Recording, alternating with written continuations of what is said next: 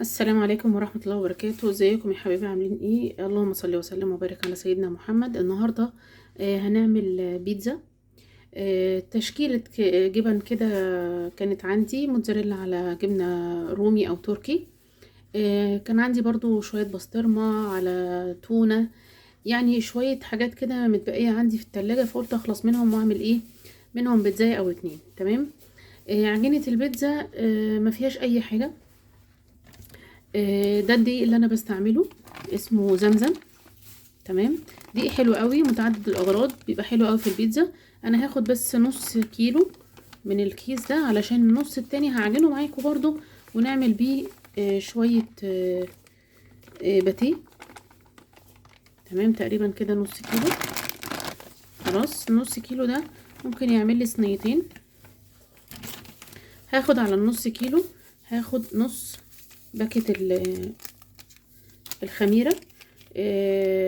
الخميرة لو انت مش متأكدة منها اعمليها بره في كوباية مية دافية وعليها سكر معلقة.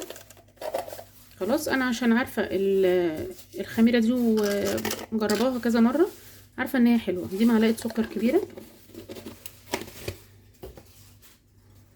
رشة الملح سنة. خلاص، وبحط بقى في العجينة، بحب قوي طعم الزعتر فيها، احط حبة حلوين كده.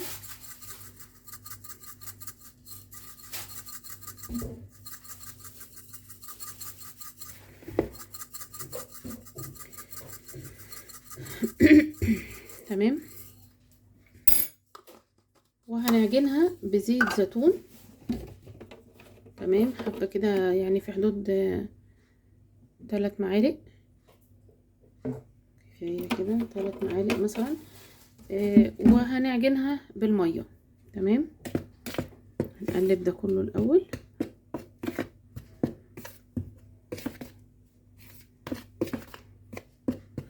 وهنعجنها بالمية. خلاص، عندك لبن حطي. انا ما بحطش فيها اكتر من كده، وبتطلع طرية وهشة وجميلة جدا، وهتشوفوها بنفسكم.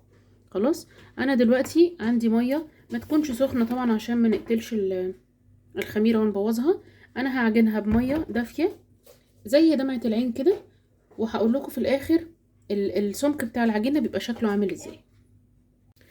بصوا يا جماعة، انا عجنت العجينة خلاص. تمام، خلصتها. بصوا عاملة ازاي، جميلة جدا وطرية خالص. بس احنا لسه هنحط لها بس نقطة زيت كده علشان متلزقش في البولة. خلاص، هنغطيها بالاسترتش وهنسيبها تخمر في مكان دافي، او تولعي الفرن وتقفليه وتحطي فيه العجين. اول ما يخمر هنطلعه ونشتغل فيه على طول. طيب، ده نص كيلو الدقيق اللي فاضل. تمام، حطيت عليه نص باكو الخميرة، وهنحط عليه دلوقتي معلقة سكر، نفس القصة اللي فاتت بالظبط، بس هنضيف عليه حاجة تانية. ادي معلقة السكر. تمام، وادي رشة الملح. خلاص، بس المرة دي بقى مش هنعجن بزيت زيتون ومش هنعجن بمية، احنا هندلع شوية العجينة دي عشان هنعملها باتيه او كرواسون، مش مشكلة اي واحد فيهم، يعني الاتنين شبه بعض في العجينة بالظبط. انا عندي هنا كوباية لبن رايب. خلاص، هي دي اللي هنعجن بيها، بس مش هنحطها دلوقتي. وهنعجن بزبدة. انا بحب قوي المعجنات تبقى بزبدة، مش بسمنة بلدي ولا بزيت، تبقى احلى حاجة بصراحة لما تكون بزبدة. خلاص، دي يعني زي ما انتم شايفين كده، ممكن تقولوا نص مج. خلاص، هنحطه كله عشان يبقى طعم الزبدة باين فيه. وهنقلب كده، وهناخد بقى نعجن بشوية رايب من اللي هنا ده. خلاص، هنعجن كده وهعجنها واجيلكوا تاني ان شاء الله. ادي يا جماعة، خلاص انا عجنت العجينة، ومش قادرة اقول لكم قد ايه طرية وجميلة وناعمة كده بالزبدة، وحلوة قوي، وريحتها كمان حلوة قوي. فانا دلوقتي خلصت عجن، وطبعا نزلتها هي واللي قبليها برضو بتاعت البيتزا بنزلهم على الرخامة، واخدمهم بقى وافضل اعجن فيهم شويه في حدود 5 دقايق 7 دقايق عشان العجينه تنعم في ايدي وتبقى كل المكونات فيها متجانسه. انا كده خلصت عجن. هحط عليها نقطه زيت بسيطه قوي، بس طبعا مش زيت زيتون، زيت عادي. وبعد كده هغطيها وهحطها في الفرن اللي احنا لسه مدفين فيه العجينه التانية، وهنسيبهم يخمروا بقى براحتهم خالص لحد بقى ما هنقطع بقى الخضار بتاع البيتزا ونظبط الجبن وكده، وهنرجع تاني ان شاء الله. بصوا يا جماعه، انا خلصت كده، حضرت الحشوات. ادي طبق جبنه تركي او رومي. انا ببشره، بجيبها قطع عاديه وببشره عشان ما بحبش اجيب البشر بتاع السوبر ماركت، ممكن يكون حروف جبنه وطبعا ما بتبقاش نظيفه ابدا، وبيفرموها عادي كده وبيطحنوها. تمام. انا جايبه لبيتزا النهارده ادي طبق، وادي طبق تاني. تمام. الطبق كان ب20، جايبه طبقين. تمام، ب40. انتوا عارفين طبعا التونه سعرها بقى تقريبا 60 جنيه. مش هقول لكم طبعا ان دي اكله اقتصاديه، لا طبعا هي بتبقى مكلفه، بس مش هتبقى زي بتاعت بره. الطبق البسطرمه ده ب60، لا يا جماعه ب50، 49 بالظبط يعني. دي بتاعت اولاد علام، بسطرمه اولاد علام. انا عارفه انها مشهوره وحلوه ونظيفه، بس انا اول مره استعملها، كنت بجيب من مكان تاني. ودي جبنه موتزاريلا. انا الجبنه دي انا بستعملها بقالي تقريبا 4 سنين. هقول لكم اسمها برضو عشان تصوروه اللي عايز. اسمها ميلكي. تمام. الكيس كان كيلو ب45 جنيه، دلوقتي بقى ب120. بس انا ما بجازفش وما بجربش حاجه تانية بصراحه، لان هي بتسيح، مش عامله زي البلاستيك كده، لا بتسيح وحلوه جدا، وطعمها كمان حلو. طعمها اللي هو فيه سيكه كده حدوقيه. ساعات بعملها هي لوحدها سندوتشات، بتبقى تحفه. تمام. انا مقطعه طماطم زي اللي هو جوليان، ومقطعه فلفل رومي، وطبعا الفلفل الحامي ده طبعا لزوم التونه، لان انا الوحيده اللي باكلها في البيت. وعشان برضو القولون ما نسيبوش في حاله النهارده، فانا مقطعه لي كده قرن فلفل حامي مع التونه هحطه. خلاص. ساعات بعملها بالبصل، بس البصل علشان اعملها بيه ما بحطش البصل ني. بعد ما بقطع البصل بحطه في معلقه زيت، وبحطه على النار كده اول ما تصفر، يعني تشم النار كده وتصفر. بعد كده بستعملها على البيتزا عادي. خلاص. انا النهارده مش حاطه بصل. بعمل ليه الحركه دي بتاعه البصل؟ علشان لما كنت بحطه ني، لو فضل عندي مثلا بيتزا لتاني يوم، بلاقي طعم البصل عامل طعم كده اللي هو مش حلو في البيتزا. وكذلك برضو بعمل كده في العيش ابو لحمه، العيش باللحمه الاسكندراني، برضو بدي البصله تشويحه كده علشان البصله تكتم الريحه بتاعتها او الطعم اللي هي بتعمله ده، وتسيبه. لا، تاكلي منها تاني يوم اكنك لسه عاملاها بالظبط، ما بتسيبش بقى ايه الطعم الوحش ده في البق، ولا الريحه بتاعه البصل النفاذه، لا خالص خالص. الحركه دي بتمنع الموضوع بتاع الريحه والطعم النفاذ بتاع البصل. تمام. انا النهارده بقى مريحه دماغي من الموضوع ده كله، مش حاطه بصل اساسا يعني. ماشي. ادي تشكيله الجبن. جبنه الرومي مفرومه، هحشيها بالبسطرمه البسطرمه والتونه، سوري. وادي الجبنه الموتزاريلا. لما تخمر هنشوف هنعملها ازاي. بصوا يا جماعه، بصوا العجينه اختمرت وبقت عاليه ازاي، طبعا اتضاعفت. تمام. بصوا الجمال. انا دلوقتي عندي صينيه. تمام. صينيه ألمونيا، بحط فيها شويه زيت علشان برضو العجينه ما تلزقش. خلاص. انا ساعات كتير قوي بعمل الصلصه بتاعه البيتزا، وساعات ما بعملهاش بصراحه لما بيكون عندي كاتشب كتير فبستعمله، وبيطلع برضو نفس النتيجه. انا دلوقتي هاخد مش هقول نص العجينه عشان انا ما بحبهاش تخينه. خلاص. هناخد تلتها. طبعا الايد نظيفه وشايله كل الذهب، شايله الدبله والخاتم وكده، علشان ايه؟ مفيش حاجه تلزق فيه. هنقعد نبطط بقى كده الموضوع ما بيبقاش محتاج نشابة ولا اي حاجة. هنقعد نفرد فيها كده، وهي طالما خمرانة ما يعني بتبقى سهلة في الفرد. طالما مرتاحة كويس وخمرانة وكل حاجة بتبقى سهلة قوي في الفرد. احنا عايزين نعمل لها جدار، مش هنفردها بس، لا احنا هنقعد نفرد فيها كده لحد ما نعمل لها جدار. ليه بقى؟ علشان الحشو ما يتحرقش في الجناب. فاحنا بنعمل الجدار ده حماية شوية للحشو، علشان لو انتي هتحطي جبن ولا حاجة ما تتحرقش. الخضار برضو اي حاجة يعني بنحاول نحميها بالجدار ده. فبنقعد نعلي شوية كده زي ما انتوا شايفين كده اهو، ونحاول ان احنا نقسمها، ما نخففهاش من النص والجناب تبقى تخينة كده.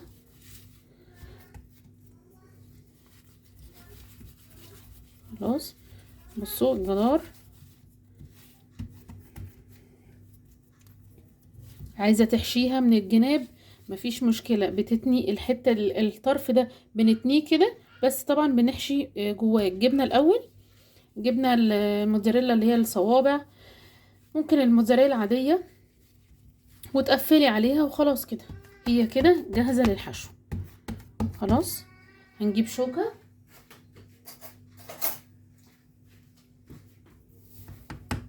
وتخرميها كويس علشان ما تعلاش معاكي.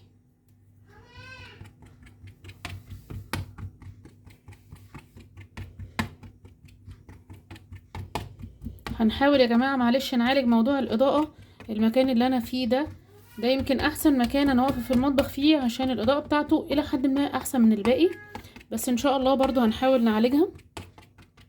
حاسة برضو إن الدنيا ممكن تكون ضلمة شوية، بس يا رب تكونوا شايفين. تمام. أنا ما عنديش صلصة، يعني أنا مش عاملة حسابي إن أنا النهاردة أعمل بيتزا، طلعت في دماغي كده بصراحة، فقلت إيه يلا أخلص إيه شوية الكاتشب اللي عندي أكياس كتير قوي كاتشب، فهحطهم. تمام. وعلى فكرة بتدي نفس النتيجة بالظبط، ما بتفرقش.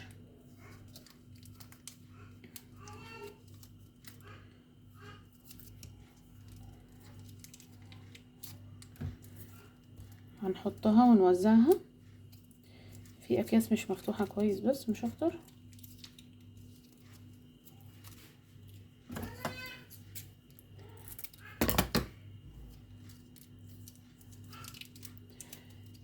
وبعد كده هنرص بقى ايه الخضار. هنرص الخضار ومعاه هنعمل اول حاجة بالبسطرمة مثلا. هنعمل البسطرمة، نحط البسطرمة مع الخضار. خلاص وندخلها الفرن. طبعا احنا يعني عايزاكم بس ايه تشوفوا معايا الاول احنا بنعمل البيتزا ازاي، علشان من غير الجبن الاول، ودي خطوة اساسية يا جماعة، عشان في ناس بتغلط وبتحط الجبن، ودي طبعا ما تبقى خطوة غلط. لاني اول حاجة لازم نحطها الخضار عشان نضمن ان هو استوى. ولو هتعملوها باللحوم او كده بتونة اي حاجة من لازم برضو ندخلها الاول. احنا كده ايه عملنا الكاتشب. هنحط الخضار،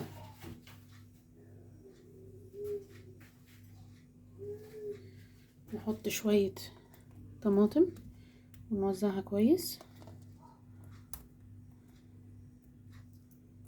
شوية فلفل، شوية طماطم هنا.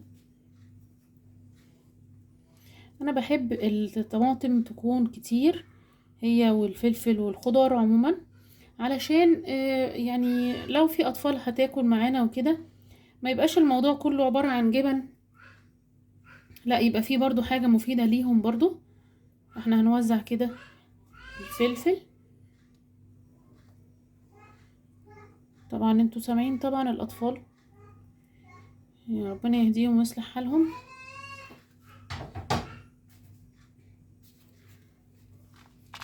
عايزه اقول لكم برضو ان فكره الجبنه التركي المبشوره احلى بكتير جدا من القطع، لان القطع بتبقي مش عارفه انت حطيتي في حته وحته لا، فلكن المرشوشه دي بتبقي عارفه تتحكمي فيها اكتر من التانية.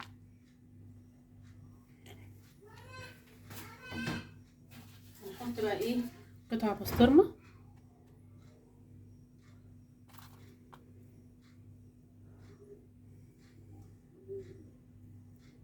دي اكبر واحده يعني، الصواني اللي قبل اللي بعد كده هتبقى اصغر شويه.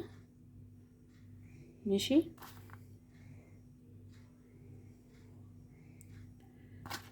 حاولي توزعي في كل حته. طبعا انا شايله الثوم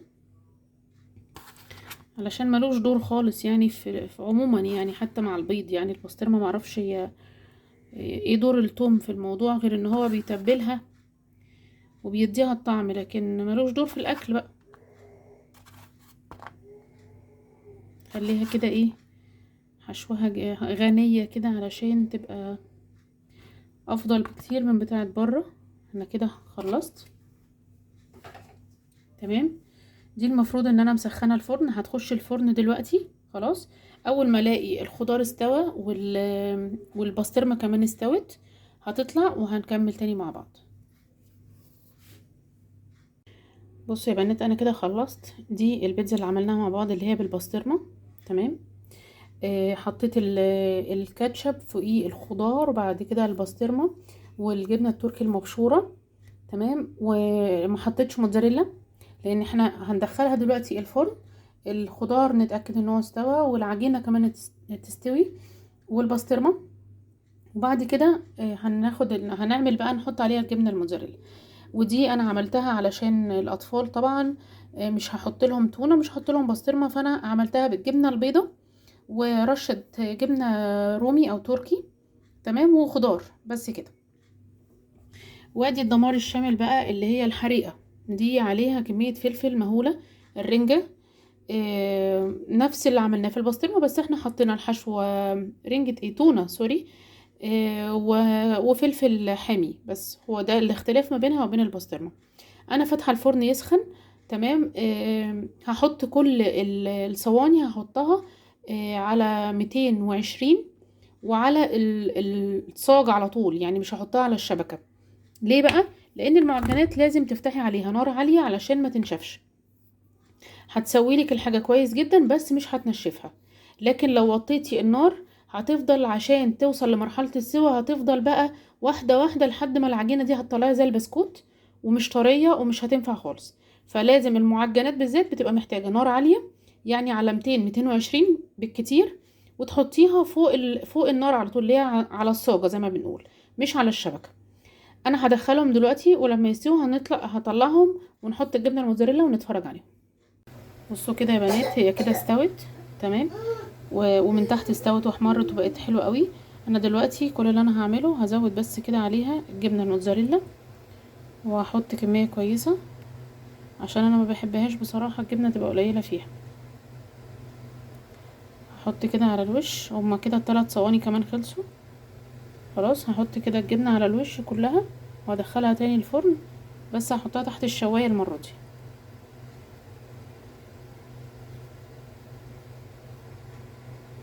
وادي صينيه البيتزا الجباره اللي بالبسطرمه تمام. انا بحب الوش متحمر كده، ما بحبش الجبنه تكون بيضه. بصوا يا جماعه بصوا سمكها، وبصوا السوا من تحت، وبصوا طريه ازاي، بصوا طريه ازاي. انا بس مش عايزه الحشو يقع. شايفين جميله جدا. بصوا شايفين طريه خالص مش مستحمله اصلا السكينه تمام. وادي دي التونه نفس الكلام بالظبط. شكلها والله يا جماعه تحفه وطعمها اتحف. اتمنى تجربوها، وان شاء الله باذن الله هنزل الجزء التاني اللي هو الباتيه. هعمل لكم فيديو تاني ان شاء الله باذن الله بيه النهارده يا اما بكره الصبح. اتمنى تعملوها وتجربوها، والسلام عليكم ورحمه الله وبركاته. ادي يا بنات العجينة اللي احنا عملناها، اللي هي بالزبدة، طرية خالص طبعا، خمرت خلاص. هناخدها نحطها هنا. تمام. احنا دلوقتي عايزين نعملها باتيه او كرواسون. تمام. اللي هنعمله هنعمل ايه؟ هنعملها نقطعها، ناخد الجزء ده، ناخد كده خلاص. احنا هنشتغل دلوقتي في اول ربع ده هنعمله كورة،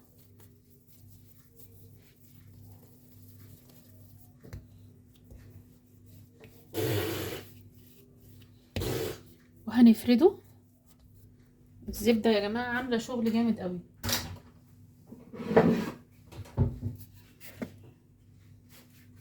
نحاول بس نوسع لنفسنا كده. احنا عايزين نفردها تمام علشان تبقى دايرة، وتبقى دايرة يعني منتظمة. مش عايزين تبقى ايه يعني، لا هي مستطيلة ولا هي معوجة، عايزينها تبقى ايه دايرة مدورة زي ما انتوا شايفين كده.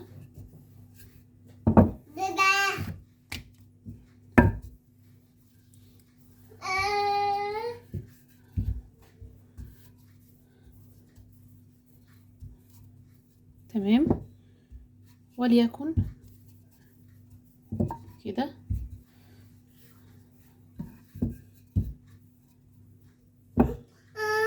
هنعمل ايه دلوقتي؟ كل اللي هنعمله، مش عارفه انتوا كده شايفين ولا لا، هنقطعها على 8.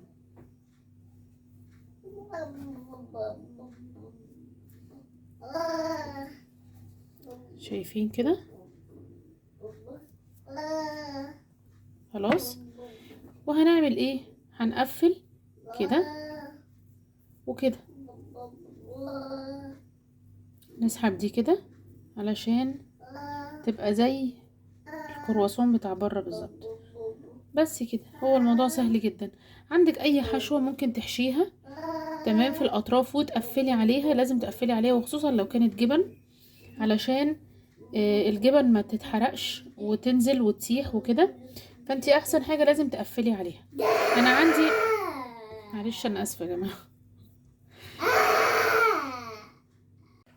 بصوا يا بنات، انا عندي دلوقتي جبنة مبشورة زي ما انتوا شايفين كده من البيتزا، باقية من البيتزا خلاص. هعمل بيه ايه؟ هستغلها بالمرة وانا بعمل الباتيه. بس الباتيه علشان اعرف افرقه ان هو محشي والكرواسون مش محشي، فانا هعمل كده علشان اعمل باتيه. تمام. الباتيه لازم هو والكرواسون برضو لازم يترقرقوا خالص، العجين بتاعهم لازم يترقرق خالص علشان ما يبقاش معجن من جوه. تمام. فانا هحاول ان انا كده اخففها خالص زي ما انتوا شايفين علشان ما تبقاش مرقرقه، ما تبقاش معجنه. ولما اجي احشي مش بحشي حته كده من النص، لا انا بحشيها كلها علشان الحته اللي في النص دي ما بتبقاش باينه. بعد كمان ما بتستوي الجبنه بتدوب، ما بتبقاش باينه، لكن كده الجبنه هتبان. انا دلوقتي هلفها، وانا بلف هحاول ان انا اقفل الجناب معايا علشان الجبنه ما تسيحش وتروح على الارض. خلاص اهو. طبعا الطرف ده احنا مش هنحشيه زي ما انتوا شايفين كده، وانا هقفل الاطراف علشان برضو ما تفكش.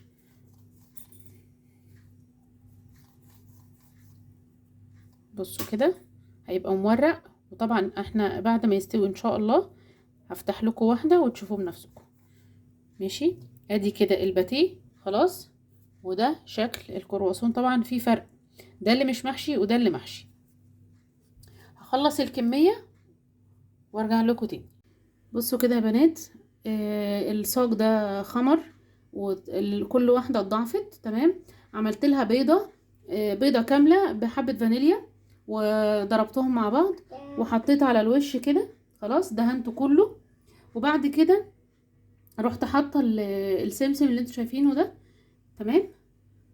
وهنسويه، هنحطه على 200، هنسخن الفرن الاول وبعد كده نحطه على 200، وبعد كده نحطه على الصاجه اللي تحت علشان برضو مش عايزين الحاجة تنشف مننا، لازم تكون درجة الحرارة عالية المعجنات كلها.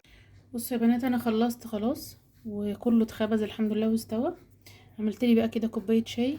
عايزه اوريكم بس اقطع لكم واحده عشان تشوفوا طراوه العجين.